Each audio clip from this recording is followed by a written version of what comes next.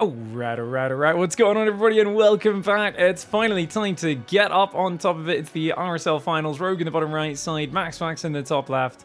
And I am so excited to see what's going on because Rogue is just absolutely annihilating lately. But in his run in this tournament, I've been flabbergasted by Protoss players' refusal to hit him with Glaive Adepts. He's had consistently some of the most abusable kind of greedy openings, but by golly has he made it look unstoppable. So it's a weird mixture of Rogue's been playing the best StarCraft ever, but his Protoss opponents have been making it easy for him. This opponent looks to disrupt him from the very start. MAXPAX gets over there, but he's unable to block the hatchery. Rogue going for the early hatchery, knowing MAXPAX likes to disrupt him, and that's a good start for Rogue here on Missing You today.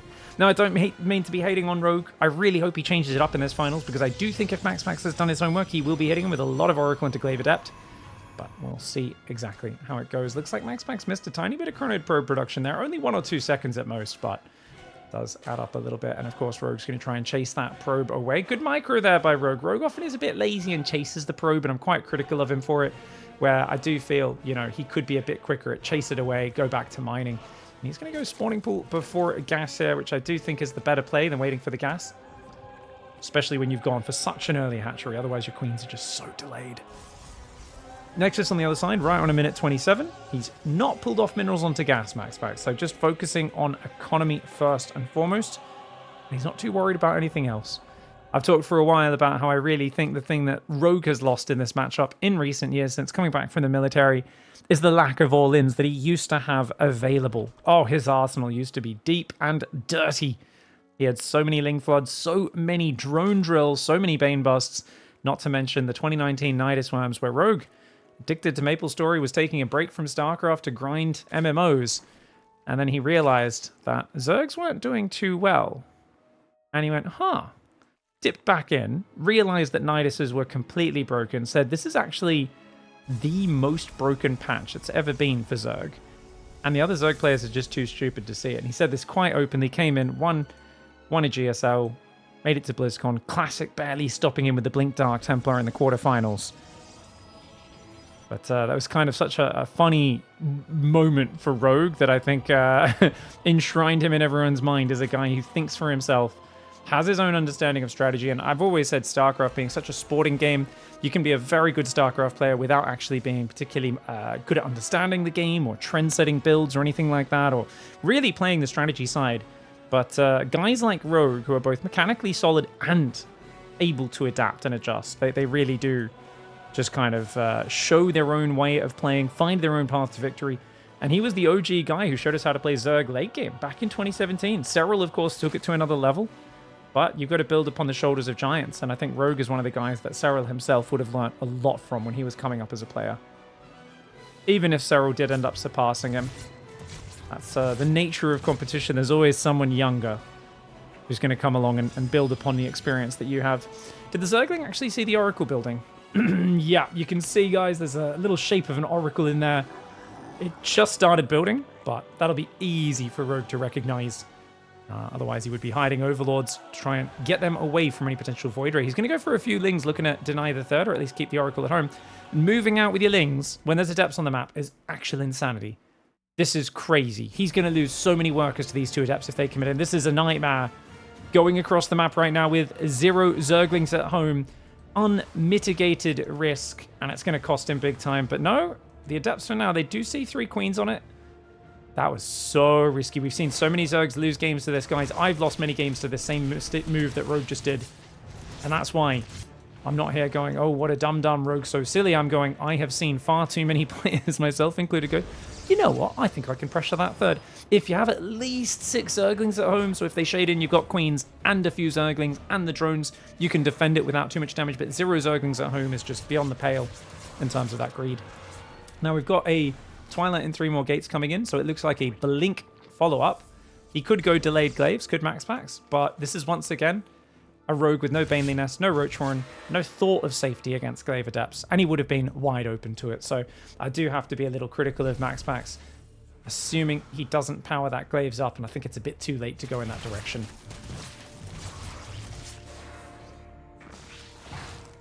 Depths and Oracle there, just kind of microing around. Nice shades here. He's going to go into the natural. The Lings do get on top of it. How many drones are you going to lose is the question. And that Evo Chamber actually gets a good bit of a block in on the Zerglings. 4 drones do go down. Could have been much worse. But Evo Chamber, and it is Glaive Adepts. Okay, so it's a very late Glaive Adepts. But, I mean, he's going Evo Chamber every single game, guys. As I've said, Rogue's done this for the entire tournament. There's one thing you can't do in ZVP, and that's be predictable. I think with Protoss, you probably can if you play a bit of a perfect game. Zerg side, predictability is the enemy. The whole point of Zerg is your production is explosive, and you want to surprise your opponent with huge tech switches this way and that way. And the problem is, if you do not go for an early Baneling Nest or Roach Warren, it's near impossible to defend a committed Glaive Adept timing. Right now, MAXPAX just pretending to kind of posture around with a few adepts while he's warping in the real count at home. He doesn't actually have that many yet. MAXPAX is doing a very low committed version of the Glaive Adept build. Not my favorite version. I think he could have hit much harder, much faster. But it looks like he is now going to go for it with 11 Glaive Adepts hitting just after 6 minutes. Does need to shade out. As I said, MAXPAX not executing this quite as cleanly as I would have liked. But against the guy who's got, what, 8 Zerglings, 6 Queens, a few more Lings are in the way. And I think I'm kind of going, Rogue tried to get away with the same greed that's got him to this grand finals. MAXPAX is going to punish him for it. Rogue he shouldn't die to this, but it's very hard to not take a fair amount of damage. Remember that +1 melee is nowhere near done. Lings are on top. They will surround a few of these guys. Drones trying to engage. Wow, brave move there. These Adepts, though, cleansing the Zerglings very quickly. The drones on the right side also going down pretty fast. Honestly, he's done about as well of an initial hold as I thought he could, but look at that problem. Here come the Adepts shading in on the left side at the same time. Drones going down in droves. 11 workers have fallen, and at the same time, there's a 4th base building. Blink is on the way, +1. The Zerglings are just not the answer to this. You need Roaches or Banelings, and these Adepts are going to be shading down, or sorry, glaving down these drones. Not even the best focus fire towards the end there, but MAXPAX, it doesn't really matter. He's done so much damage. Finally, it does get cleaned up. But this is the habitual weakness Rogue's had throughout the series. He's almost always either going mass laying into these early Ultras, that Hive Tech, or straight into Hydras. And it was kind of crazy because Rogue's had this as a bit of a weakness, I would say, for over a year now, with Classic being the most consistent to punish him for it. The difference here is that no one punished him until this point. It was actually wild to see him just waltz through this tournament without dealing with Glaive Adepts. And I think Rogue kind of justifiably said, look, Protoss players don't believe in the Glaive Adept, let's keep being greedy against it. Gets punished for it here, and hopefully he does pivot into a different opening in the next game, because he's going to be playing this from a little behind. To be fair, not nearly as bad as it could have been. He's only down 400 in the units lost tab, and Storm's nowhere near done, so he has to play late game, but at least he's playing late game off of decently upgraded Zerglings, which is a lot better than being there on Roaches. If he'd counterattacked, would MAXPAX have been able to defend that? That's a good question. I think so. He has 2 Oracles banked up on energy, so I think Warpins in choke points, Oracles, shield batteries, it's just, what are you really going to do, right? Against choke points and Oracles. As long as those Oracles have a lot of juice on them, there was maybe 35 Zerglings on the map. I don't think that was too much opportunity for Rogue. Zealot Archon pressuring right now. He does leave 1 Archon behind. MAXPAX's got to keep those Archons together. Individual Archons get wrecked by Zerglings. They just get surrounded and die. When you've got numbers together like this, oh man, that splash damage from the Archons is nasty. Throw a stasis trap here as a little bit of insurance. Blink and +2 on the way. Looks like he cancelled the earlier blink. MAXPAX is just going to try and pressure forwards. Good amount of Queens on the front. All the Queens have been pulled. All 7 Queens. Zerglings coming in as well. Rogue needs to spread some Zerglings north for those stasis traps, but honestly, even without dealing with the stasis traps, the Zealots with the +1 are murdering those Zerglings. And Rogue gets taken out. This just shows Rogue said, I'm going to get away with what I've done so far in this tournament. MAXPAX said, I've watched the previous games and I am going to counter it. A relatively simple game for MAXPAX, but it shows that he has done his homework going into this finals. Alright guys, Rogue gets punished in game 1, and now it's time to show us your filth, Rogue. Show us your adaptability. MAXPAX is going to go for the instant probe across the map to block him yet again. Now, Rogue, it looks like, is going for... Is that too early for a hatch block, guys? Or is this just a normal hatch block timing? I'm not quite sure. Okay. Very interesting. Obviously, MAXPAX had to send a separate probe to the low ground to build this pylon now. He loses so many minerals to do this opening, but it does, of course, cause quite some disruption. Rogue heads out towards his 3rd base, where he will be taking a 16 or maybe 17 hatchery, would actually be a little more efficient here. Personally, I'd like to see him queue up one more drone before building this. And indeed, he ends up going, oh, forward hatchery. Whoa, what is this? But this isn't good, is it? Unless he goes gas pool now. In which case, it's an old school Scarlet-style cheese. We used to do this gas pool hatch. I think it was Scarlet after she'd done this a bunch against Need many years ago. And she was saying she thinks hatch first might be better because it gets the spine crawlers going earlier. And indeed, it is that build order. So the thing is, MAXPAX doesn't see the lacking third, probably assumes that hatchery's down now. Though it's so delayed, he's got to realize there's a chance of a proxy hatchery here. And yet he just builds a Nexus. I mean, if this hatchery is down, MAXPAX, you know that's grossly late. He must have thought it was here. Oh, MAXPAX being way too greedy. He sees the hatchery now. How does he defend this, guys? How the hell does he defend this? He's already built the Nexus. Does he just go gateways and batteries? I think he will. I think what he's going to do is second gate. There we... No, Forge. Oh, he's going to go for the cannon response. Okay. He's going to go for the cannon response. You can pivot into Ravagers here as Rogue, and if you get them out and start busting before the Oracle or Void Rays out, it can be game ending. But he sees the Forge. Do we see drones? What is Rogue going to commit to? Because like I said, you're not going to get in here with spines. You could maybe build one, but he hasn't even sent a drone. He's only building 2 Lings. Is he going to go Roach Warren? He's not committed to the Roach Warren yet. He's building a Queen on the front. I don't think this is worth it. Seeing a Forge, I think you've got to drone up. And there we go, the drones do come. Yeah, he realizes. I do wish he built 2 Zerglings at home to get rid of this probe, because right now there's no Queen, no Zerglings at home, which means MAXPAX gets full scouting on everything going on, sees drones coming out, and now MAXPAX gets to pivot immediately back to workers. Rogue's going to build 1 Spine Crawler, but it feels like he's already committed a bit too much here. He could have gone Ravagers and tried to bust through, because MAXPAX was only on 1 gas for a while. His second gas is now just started mining. That gas on the right side of the main base. Down. As you can see, he's mined 50 gas from the second gas now. Queen and Spinecrawler will tear down the Cyber Core in the gateway. He's also going to drone up on the front, but he's still building Zerglings. He's not got rid of the probe. The whole point of this build, Rogue, is you got to keep him in the dark.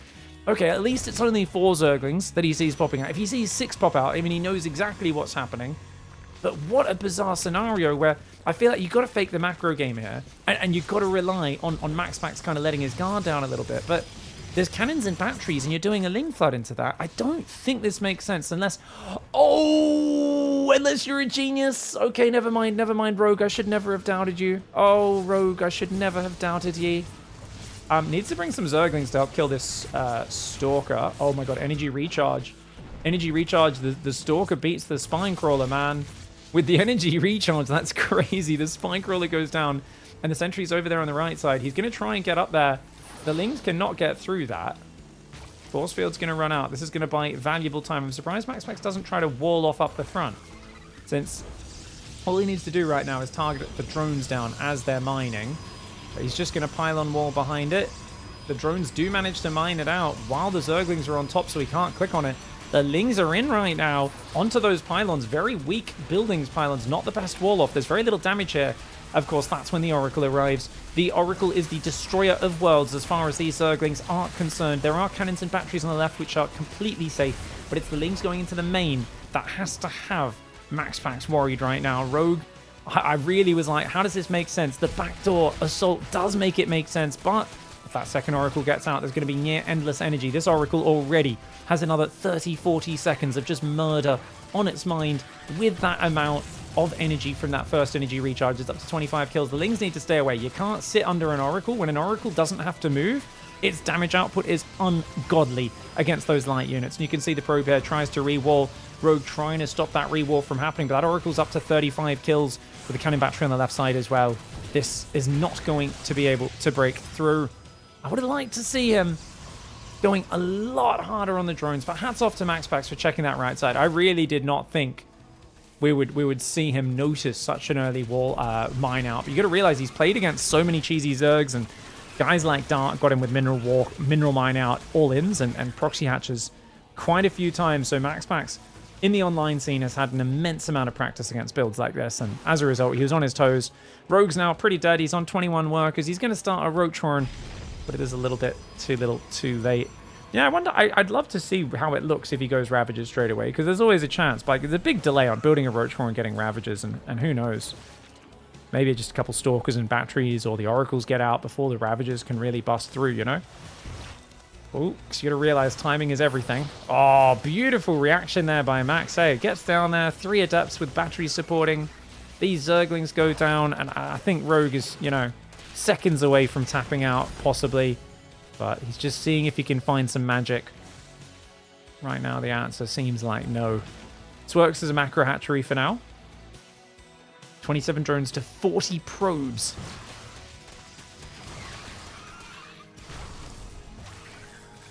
MAXPAX. If he was not as in practice against builds like this, I can almost guarantee you get wins against a guy who plays like MAXPAX. But even if you've not done this to him, Rogue, I guarantee you Shin has, Dark has before he retired many times. The other Zergs have tried this on him, and the problem with that is that gives him it's on his radar. He's well aware of it, and of course these drones are all going to die. So he's going to lose all of his economy. The Oracle butchers them. Very decisive start to this finals here for MAXPAX. Couple Biles working on it. Obviously, there's 4 Queens and a Spore, so Oracles can't deal with this. What's the actual ground army, guys? There's only 2 Gateways, 3 Stalkers, 3 Adepts, and a Sentry. If this was like 6, 7 Ravagers, I'd actually believe in this. It's only 3 for now, though.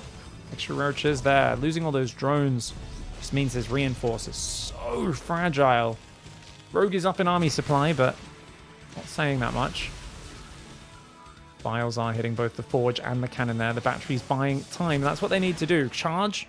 About halfway done. 4 more Gateways building. Zerglings can't really engage into Cannon Battery. You can see the Cannon damage output is insane. The Oracles haven't even used their lasers just yet. The Oracles are holding back for now because they don't want to go in range, and they know the Zealots and the Cannons have this sorted for now. Okay, that pylon does go down. This cannon, though, has already killed so many units before it falls. The charge, and now 5 Gateways up. The Zealot Warpins are going to keep going. +1 on the Forge is going to get denied there. Cybercore as well. You're building 1 Roach, 6 Zerglings at a time. What's going to be 5 Zealots building at a time? Even without the +1, MAXPAX is too far ahead, and Rogue knows it. MAXPAX, nice defense there. I think that probe staying active on the other side was huge. I think Rogue might have left that alive on purpose, that probe, specifically to try and trick MAXPAX. But then he ends up seeing the 4 Zerglings, and that's kind of the thing. I would have liked to see him kind of keep him in the dark a bit longer, and we actually just saw there that Lings actually ran straight past it at some point. Hey, that's unfortunate. He was distracted on the front. These Lings ran straight past the probe. This is a weird thing, because normally Zergs guys have an Overlord outside their base, but with this, you want to send both Overlords forward so you can get vision on both sides and really see what's happening. That means he was missing the Overlord at home and letting this probe in for free to see extra Zerglings, so 2 run past it and then 4 more pop, was such a giveaway that he was actually committing to the aggression. That's a huge mistake. All right, guys. Rogue in the top right side. He's going to have to rally. Unfortunately, this is a tough map to rally on. Luckily for him, MAXPAX is what I would refer to as a massive normie. If there's a player who's going to take advantage of this easy wall-off, take the quick third, and do a cool, clever, abusive build that's really hard for Zerg to counter, it's definitely not going to be MAXPAX. MAXPAX almost certainly just takes the front third, plays this out like a standard map. Still, pretty good map for Protoss, though, despite that. But we don't expect them to do anything too crazy. Now, I do like the early block. I think if you let Zerg take that hatchery, it's a much better map for them. It's a much more annoying experience for the Zerg if they get blocked. And they have to go out and take this third base over there. Just because it is further away, this base is so nice as a launching point. And now, if you take this base, you really don't have the backup option of this base, except as a 4th. You can't go take that. You've got to connect your bases. So if you get this base up, sometimes you decide to take the half base as your 4th in the back. Not always, but it's nice to have that option, whereas now we're going to have that only as a backup, or as a third base, I should say, not as a 4th. Probe's going to go around there. We've got the gateway there as well. Still, no pulling off minerals under gas, so this is cool. This is like the modern... I don't need to rush my Oracle. I fear not the Zerg. And even, you know, MAXPAX here just saying minerals is everything. Get the Nexus up a bit quicker. Get the core up a bit quicker. Keep on probing. And that is his entire priority.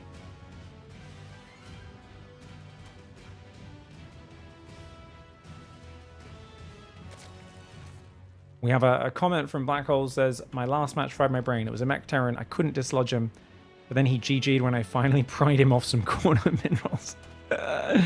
There's always, this is the great thing about late game stuff. There's always like one guy who's like, my job in StarCraft is to sit here, and my goal isn't really to win, but just to not die, and it's in a way you've never experienced before, and that's always a bit of a, I think, a brain-stretching experience for a lot of players. One of the big things to overcome and learn. Post the replay in the Discord if you guys ever have frustrating games you want help on, because I think those are the games as well where people love to give advice on like how to break turtling players and stuff, and there's usually so many different fun ways to do it. Alright, so he is going to chrono the Adept. I actually thought he was going to full chrono probes with how mineral focused he was, but I think he always is just mineral focused these days. If he chronos one, I think he chronos two, with that third base sticking out like a sore thumb.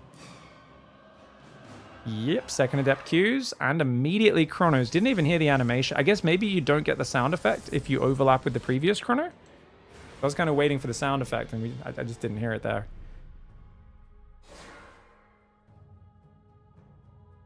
Adept's going to shade in. Lately, I've realized I accidentally moved my goalpost from improving and learning to winning. Not going to lie, huge mistake I need to work on. For sure, it robs you of the fun. The moment it just becomes about winning and nothing else, it's not as fun. Every game I get addicted to, there's always a point where I cross over into that realm, and I'm like, why am I not having fun anymore? And I'm like, oh, right. I'm just trying to get the rush of win, win, win, win. I'm not enjoying the process of getting there anymore. You know, when you just start grinding a game, just trying to get the little endorphin rush of winning, and especially in a multiplayer game, that's a recipe for disaster. Dude, this is really good harassment. You can see these two queens and things way out of position. Oh, he still commits to the shade. Very brave, but I guess with the queens so far away, it's okay as long as you don't lose that Adept. This, oh no, he's gonna lose both. Ooh, all right, guys, Rogue. Rogue's gotta love that. Rogue's gotta love that. Look at that, guys. 4 Zerglings for 2 Adepts. Yes, he lost a drone earlier, which wasn't good, but I think if you get those 2 Adepts, this just cleans things up. Remember how I was saying you can't run your Lings across the map in that last game? Well, yes, you can. If you kill 2 of their Adepts, you absolutely can. And now this Oracle has to stay at home, has to go back, get an energy recharge before it can do anything. The fact that MAXPAX isn't worried about his wall being open is obviously kind of hilarious. That's the energy recharge luxury players have these days. Protoss players always happy to take the third before they wall off. Very brave. Now that Oracle's going to come out, it's not ready just yet, which means I think he can kill this pylon. 1 Zergling isn't getting surface area, but that should be good enough.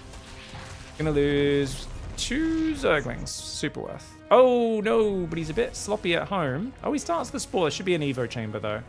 Evo Chamber and Oracle's going to struggle to focus down, but an Oracle it can take out pretty... Or a Spore Crawler and Oracle can take out pretty quickly. Then again, he cancels it at least, so losing a drone and a little bit of... the money that doesn't get refunded is no problem. Rogue is going to go for a hatchery.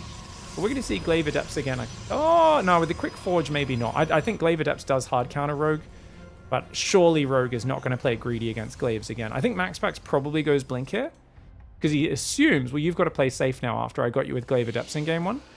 But I really don't think anyone understands the hubris of Rogue like I do.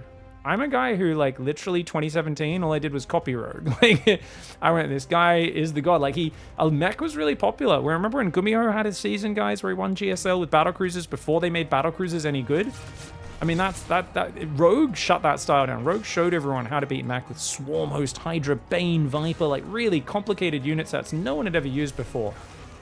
But I've also watched him both dominate and get dominated by subpar Protoss players before. And I know that he's a greedy boy. He goes for a Roach Horn here at 520, which there's no way that would have been ready if it was Glaive Adepts. He has no scouting to verify it's not Glaive Adepts. This is just basically Rogue saying, look, if you want to go Glaive Adepts, you will get ahead against me every single game. And I know I've talked about it all tournament long, so I'll stop harping on it, but it's, I think, a huge strategic oversight from the Protoss players. And don't get me wrong, I want Zerg to win and do well, guys. I really do. But I think if Rogue's making it to the finals of Protoss players basically dropping the ball on that is an issue. Now, does this put Rogue ahead? I think he's in a really good spot with the 5th hatch coming up. Can he defend this left side, though? With only 10 Zerglings right now, he's got to build a lot more Lings and get them over to that left. But I like the way these Lings are keeping 1 Oracle at home as well as the Warpins.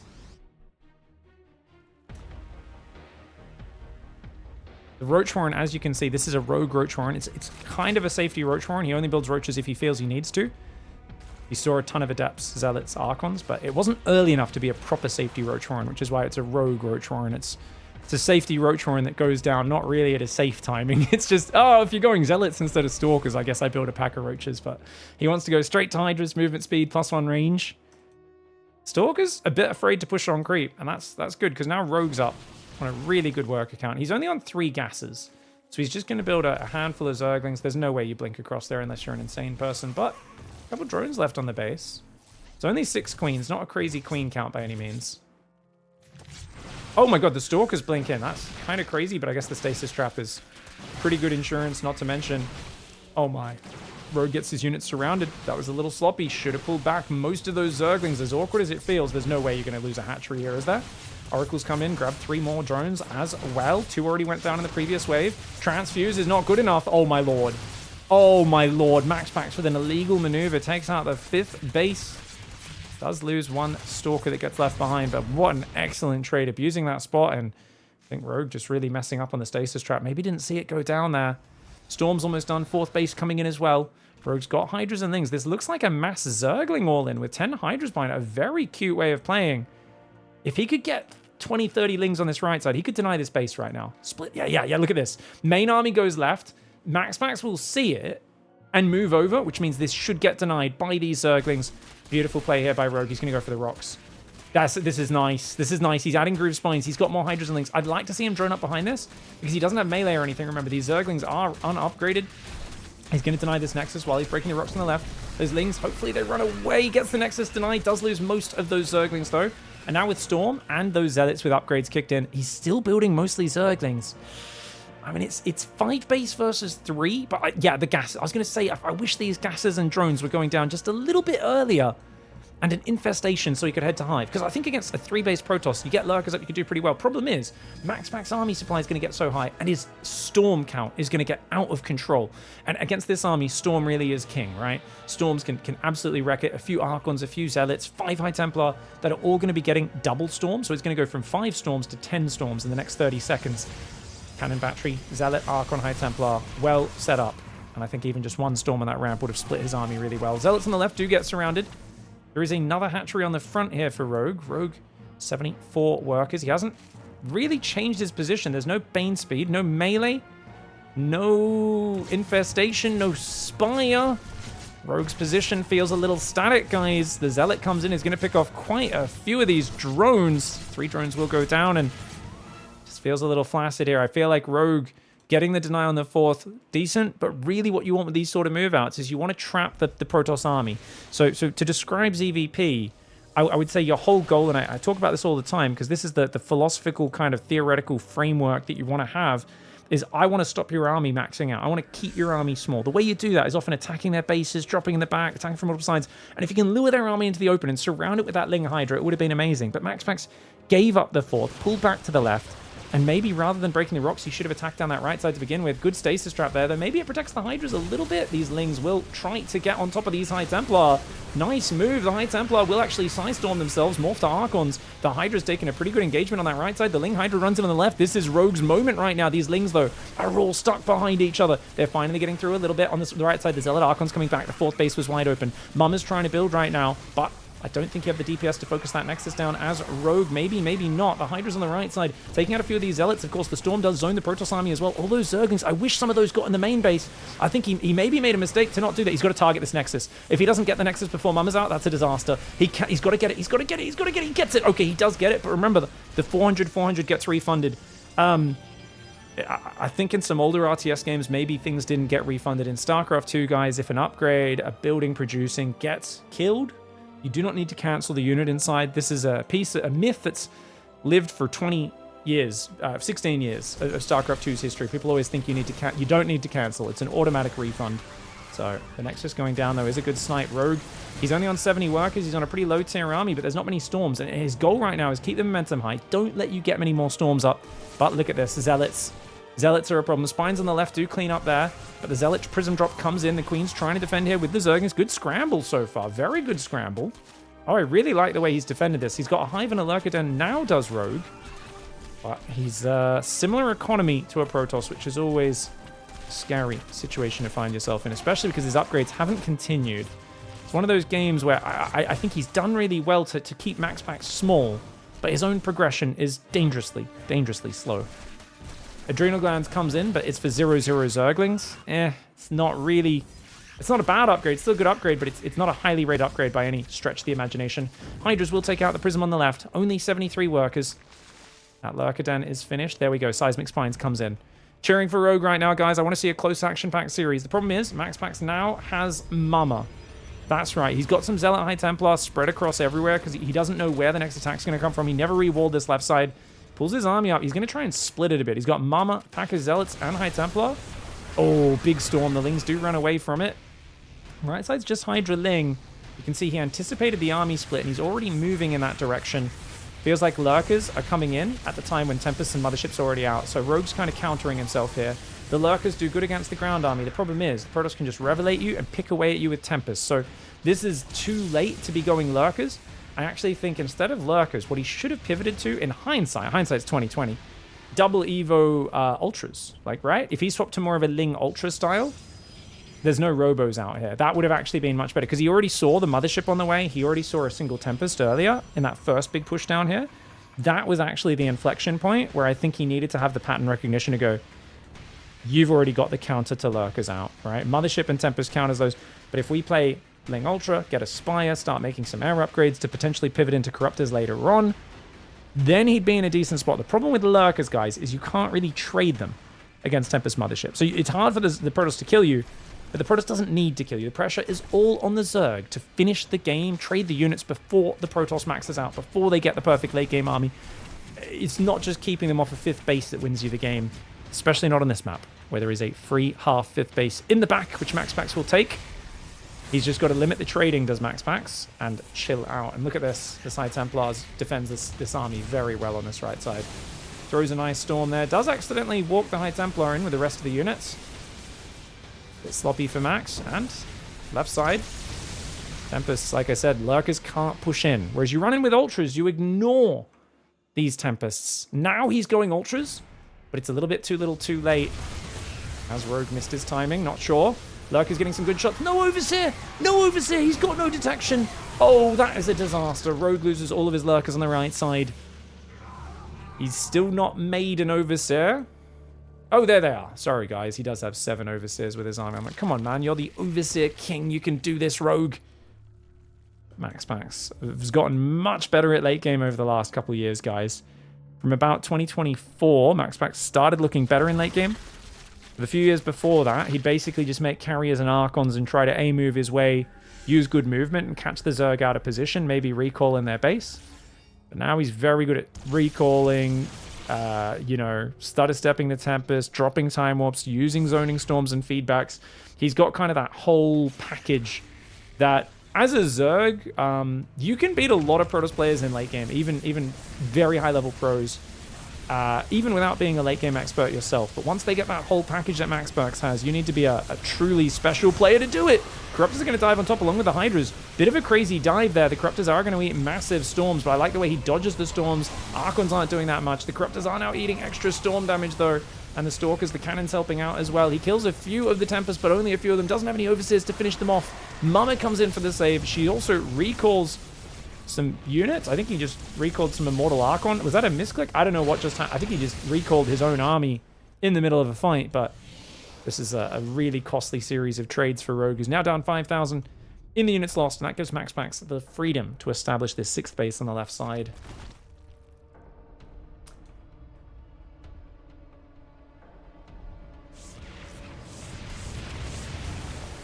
Oh, catches him out of position, guys. Sorry, I was trying to get a drink of water in there, but Lurker's breaking through. Good attack, but he's got to get out. He stayed too long. He stayed too long. He stayed too long. There's not enough Corruptors to fight this army. He's got to get out of here. Oh my lord, Rogue, you got to leave, bro. Rogue. Your army is not a stand and fight army. I mean, I like the Lurker going into the base, but like, can't be standing on the edge like this. He's going to try and jump on top. Whoa, crazy choice. The Overseers aren't there.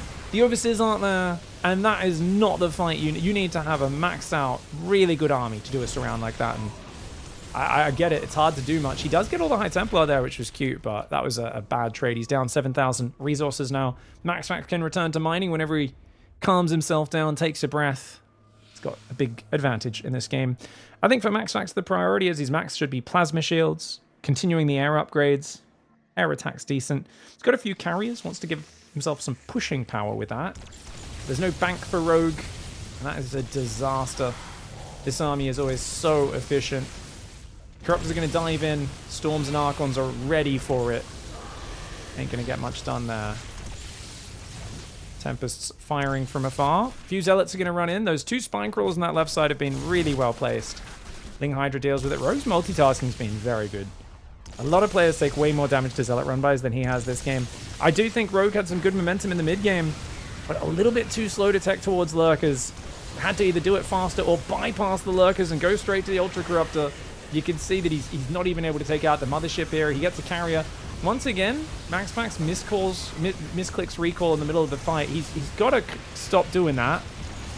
In a more competitive game, that's the sort of misclick that's very problematic. Luckily, he's only recalling 2 units. It does not give you invulnerability or anything like that, guys. It's absolutely a misclick. I mean, I'm always open to being corrected if you guys have some theory, but I think you'd have to be reaching. Often, we talk about mistakes like that, and there's someone in the comments says, well, no! It's because of... And then they have, like, the most reaching theory ever, and it's purely because they go, well, pros never make mistakes. And what you gotta realize about StarCraft is the game's so fast, man. Even the best players in the world constantly make mistakes. I always think of a Neeb interview years ago, as MAXPAX takes that game, where they said, wow, that was such a clean game right through the group stage. Look at how you dominated. How does it feel? And Neeb spent like 30 seconds just talking about how it was like the worst game he'd ever played. He's like, oh, it was really terrible. Yeah, I was really confused about what was happening, and everything was like late. And then I rewound at the replay, and I realized I thought the build was bad, but when I looked at the replay, it was even worse than I thought, and I played really bad. And I just got super lucky that, you know, my build, I guess, counted his build, and he maybe screwed up even more than I did. It was just so funny, because the perception to the viewer is like, what a shit game, so dominant, so well played. And in his mind, he could see like 37 things he'd done wrong in that game. So even at the top, you're always making a ton of mistakes. MAXPAX, though, right now is dominating, guys. This is a 3-0 lead. Let's do a quick rewind and try to find that inflection moment where maybe it could have changed. So what I loved about this style, guys, is like I said earlier, there's only 3 gases. He's got 1 in the main, 1 in the natural, 1 in the third. It kind of disguises what your gas count is, because if Protoss comes in and scouts a base and there's 1 gas missing, they might assume you're still on 5 gases, right? Oh, he's missing 1 in the main, but he's probably got 2 on the natural and 2 on the third. Like, it's rare for Protoss to scout all of them at the same time. But what it gives you is essentially it's a mass Zergling army, which is good for surrounding the Protoss, coming in from multiple angles, dodging storms, good against Stalkers. It's very cheap, it's massable, it's hard for Protoss to avoid. If you ever catch them out of position, you can surround. And there's not that many Hydras, but just 13 Hydras is enough. Especially once they have that early movement speed upgrade, you can, if you catch them out of position, you can jump on top and just kill them. You know, there's a lot of very early Hydraling all-ins off like 2 gas, where you hit with like 8 to 9 Hydras with movement speed and just tons of Zerglings. And they're really good, like 2-base Hydra timings, basically. Very hard for Protoss players to stop. Me and Micah, the Vietnamese player, used to do these all the time. I guess the problem I kind of had was twofold. It was, number one, I think he could have droned a bit harder here, or teched a bit faster, one or the other. Like, and I get he's trying to commit to units so he can get the surround. And the other thing is, I kind of think he should have attacked this base, maybe, rather than this side. And I'm not sure about that, which is why I'm watching the replay. So let's take a look. I also think he might have taken too long to hit here, guys, right? Because he's maxed now. He's building spines and drones, and he hasn't fought yet. I feel like he would have already attacked, but the Prism scared him. And then those Zealots pulled him back on the left side for way too long. He also, I don't think he has enough Hydras on this left initially. Finally, he gets like 7 Hydras here, but most of his Hydras are on the right side. And I don't know, man, this is not that many units. Even though there's a lot of storms, I feel like if he flooded in here with this army, as long as he doesn't eat bad stasis traps, you can get Lings on top. You can sack 50 Lings to kill these High Templar, but instead, cops a big stasis trap there. Now, you could argue he doesn't know where the opponent is. Perhaps he could have been a bit better by sending Changelings in to try and, or just individual Ling Scouts to really have more of an idea of where MAXPAX army was. Because I think these guys are very exposed. And it would have been so nice if he got on top of those a little bit earlier. And he does get on top of them now. So he does clear all the storms out and gets rid of a few immortals. Like, that's actually a really good fight. The other part with this fight is these guys should be clicking into that main base. Yes, there's a cannon there. But think about some of the things he could have maybe sniped if he got up in there with a bunch of units. Even if he sends 2 or 3 Hydras and like 20 Zerglings up there. Oh, obviously Warpins might have stopped it, but when he's dealing with all this at the same time, I think this was a big missed opportunity. The other thing is he still building Hydra Zergling during the fight? And I think this is kind of something which it's never as clean in an actual game, but one of the theories that I like to follow is once you're on the opponent's side of the map, stop reinforcing, unless you really think this is an all-in. And guys, does he think this is an all-in? Of course not. He's gone Infestation Pet. He's built Spine Crawlers. He's building a 6th base. He's clearly not doing this as an all-in.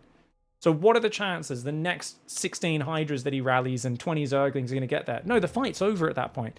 If he'd built an extra 15 drones, he's already taken those 3 extra gases, right? So he's kind of, I feel like this attack is late, number one, and he wasn't as decisive with it as he should have been.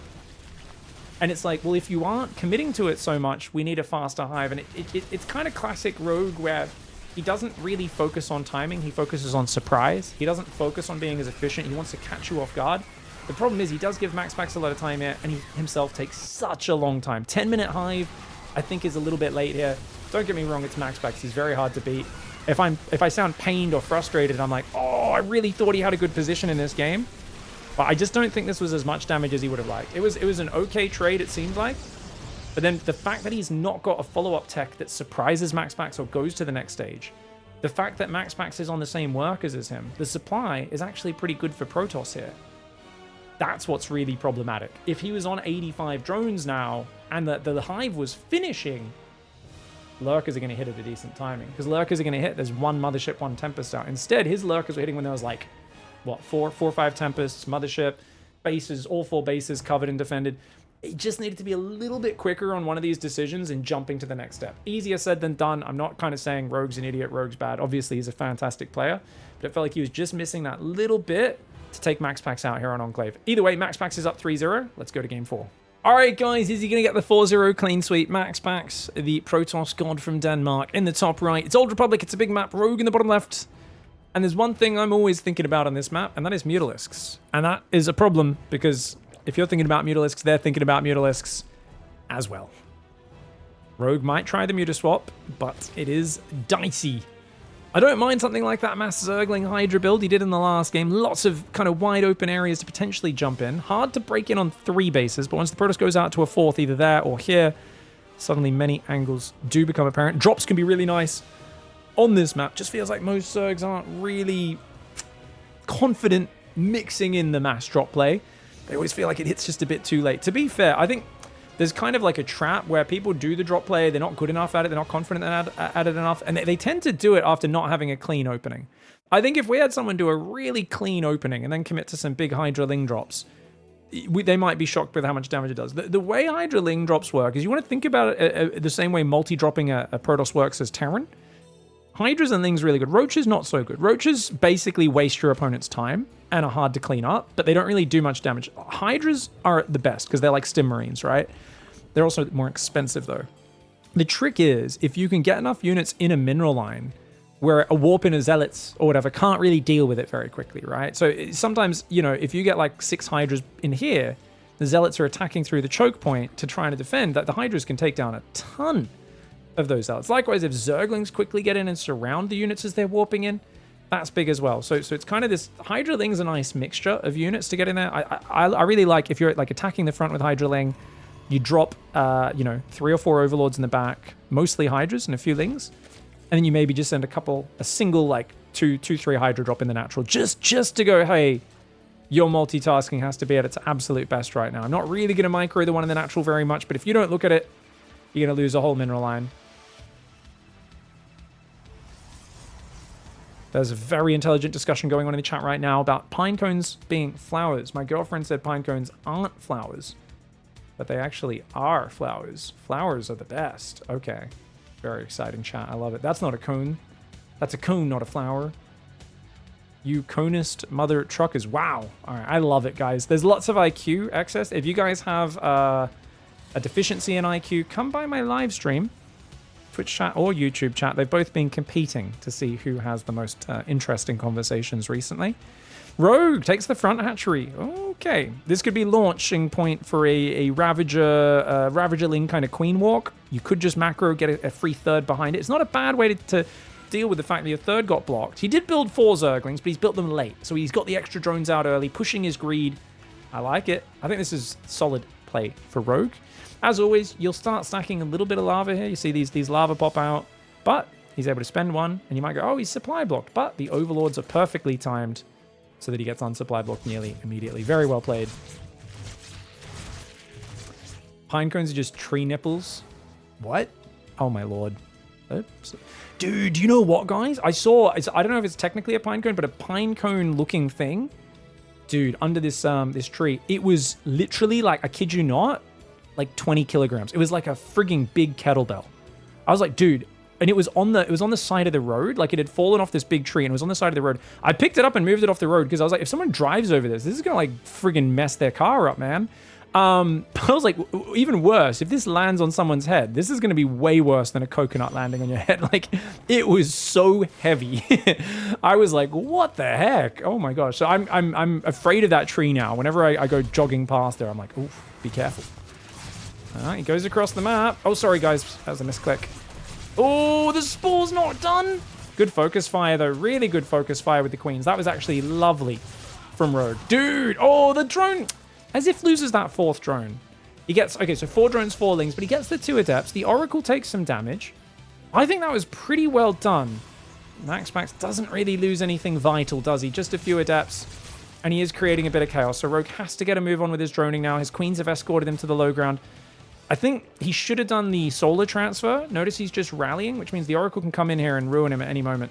I think that the solar transfer, guys, is you grab too many workers, you transfer like 12 to the 3rd with the queens at the same time so they're safe, and you leave the rally point on the natural. So the only real area they can get you with Oracles on the rally is in between your main and natural. I love the way solar does that so consistently. I used to think, oh, that's too fancy, I'm never going to do that, and I've started doing it a bit. It's just such a nice way, because the number of times Protoss players loop in just as your drones are rallying out and they grab a few kills without getting anywhere near your queens. You guys got me excited about pine cones, all right? Don't be haters. Pine cones are kind of amazing. I think I will think of them as tree nipples from now on. Nipples that fall off, though, for some reason. Seasonal nipples. Oracle's going to go south. Sees that early 4th base. Evo chamber.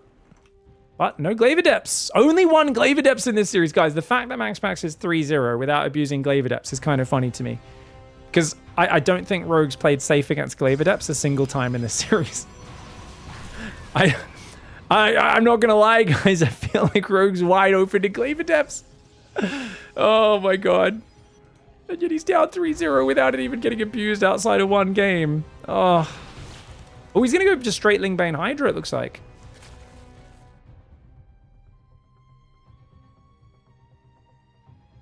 Extra gateways are going down. I think that brings him to... Oh, just 6. Okay, I thought he was going to 8.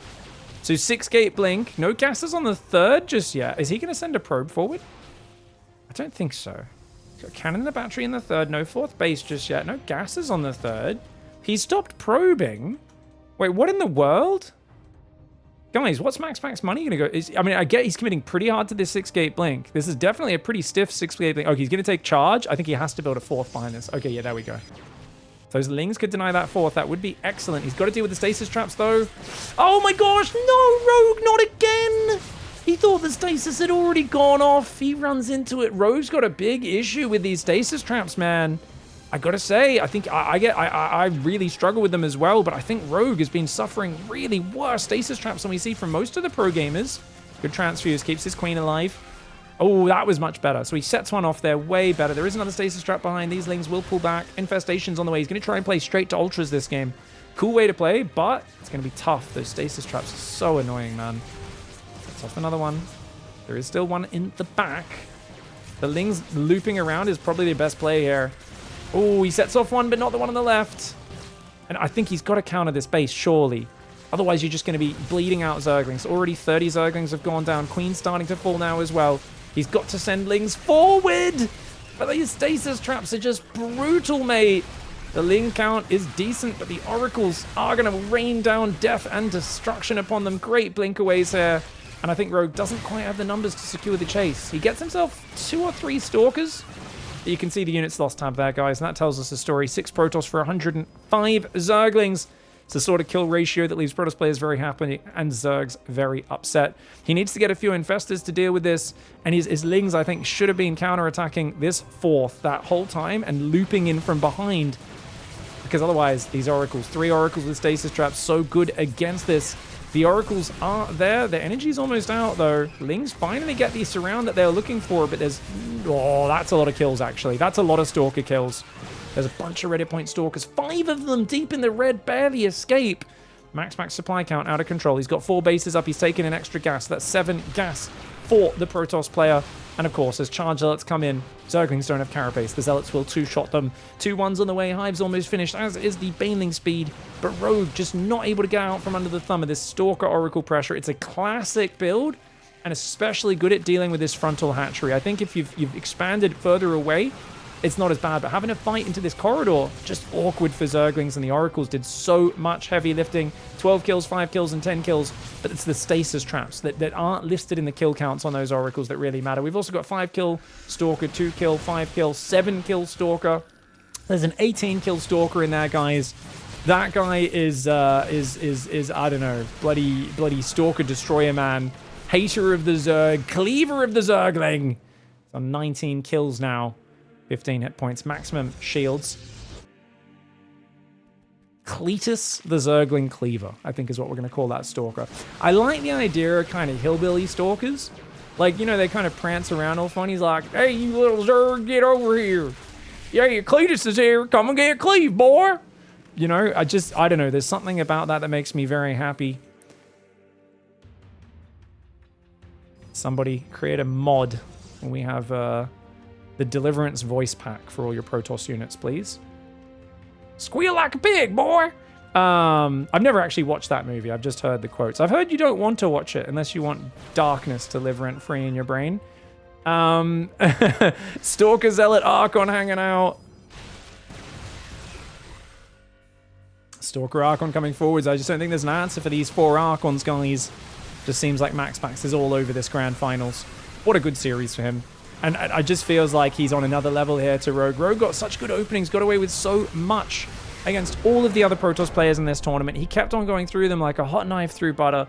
And yet here in the Grand Finals, he goes out with a bit of a whimper rather than a bang. Rogue did a lot of good things, but MAXPAX, just the amount of refinement, the level he's at, it's kind of a weird thing. I feel like what Rogue experienced here is often what a player experiences when they play someone who's just on a different level of the basics to the guys that you're used to playing. Add to that the Glaive Adepts, which I do think has got to hurt your confidence going into the rest of the series. Glaive Adepts Game 1 was good preparation for MAXPAX, but it's just the tightness of the little details and how consistent MAXPAX multitasking is, where he does make a lot less mistakes than other players. Other players will sometimes get supply blocked a bit more. They'll miss macro a bit more. I saw very few supply blocks for MAXPAX. I saw very few kind of straight up basic mistakes for him. He can micro and macro at a speed where other players would be incredibly taxed. They'd be sweaty. They can't maintain it for long periods of time. He can do it almost effortlessly. That being said, maybe if these Lings were a bit more counterattack focused, denying the 4th, maybe can't break the natural. Actually, the safety battery there and the battery cannon on the 3rd. MAXPAX prepared really well. All he could have done was deny the 4th. But I think that alone would have been good. And I do think this is a huge mistake. Walking into that stasis trap was a bit sloppy. Obviously, going straight mass Zergling is a little rough. I like the macro hatch in the wall off, by the way. I really think the macro hatch helps out. He could have maybe stacked a few injects on that with one of these queens, because the stalkers were in his face. It's really hard to get that going, and it just felt like even with 5 hatchery production, 4 of them injecting, he couldn't quite keep up. And he's building a lot of queens here. Queens are, I would say, near worthless against these units. You'd much rather have more lava and more Zerglings. Obviously, you need some oracles to deal with the oracles. Some queens, sorry, to deal with the oracles, but against the stalkers, I think the queens aren't worth a lot. I think they buy a few seconds of time, but they never really are what allow you to jump on the stalkers and deal with them. So I think he's building extra queens because he was just like, ah, crap, I'm floating minerals, let's do it. But a few injects on that hatchery earlier might have been nicer. It is really hard to get enough lava to actually support constant Zergling production, ever since they changed the lava inject down to just only 3 lava. It is what it is. GG, well played. MAXPAX with a 4-0. Dominant champion here of RSL Season 4. GG, well played.